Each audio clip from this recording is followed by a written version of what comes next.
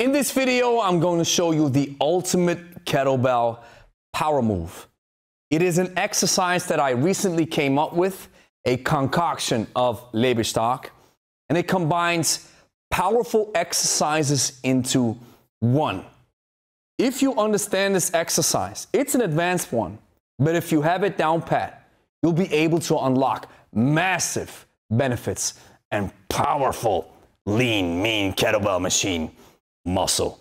And if you're over 40 and you want to become strong, fit, and lean without going to the gym, download my free ebook in the first link in the description.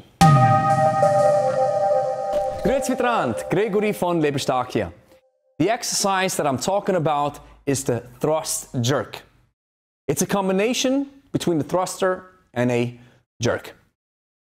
Now, from a scientific perspective, as well as from a level of acceptance in the strength and conditioning community, we can say that squats are the epitome of strength.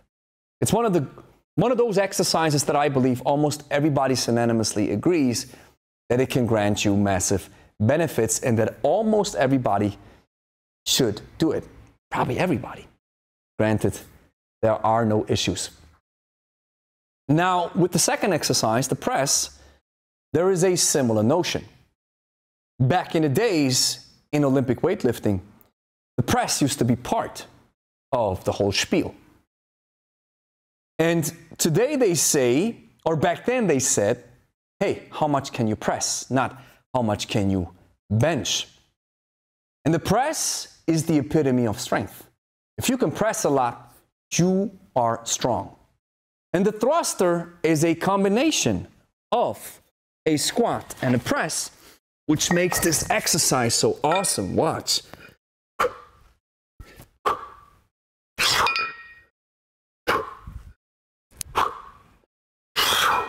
Now, what if I told you that if we add another beast into this mix, we can get probably even more bang for our buck?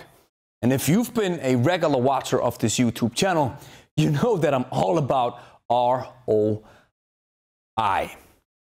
I want you to get the most out of your time spent with the kettlebell. I have a sense of urgency that I want you to succeed as fast as possible. And so that different beast, or that second beast that I talked about, is the jerk. Watch.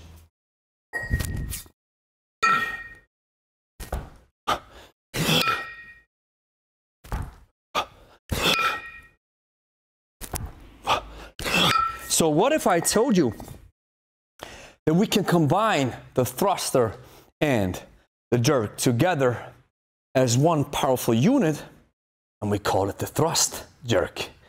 Watch what happens.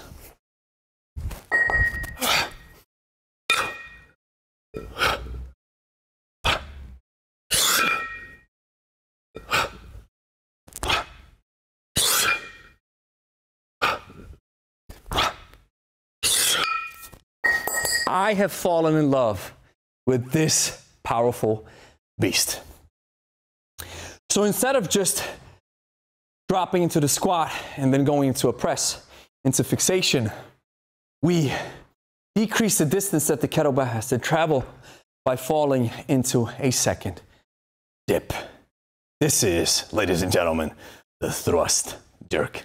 Now, I have already used this exercise in my training, and it already gives me the vibe of an exercise that I'm going to include into my annual routine. Sometimes I have ideas about certain exercises, then I give it a shot, and then I immediately recognize that it's not that good at all. But with the thrust jerk, we combine leg work with overhead work.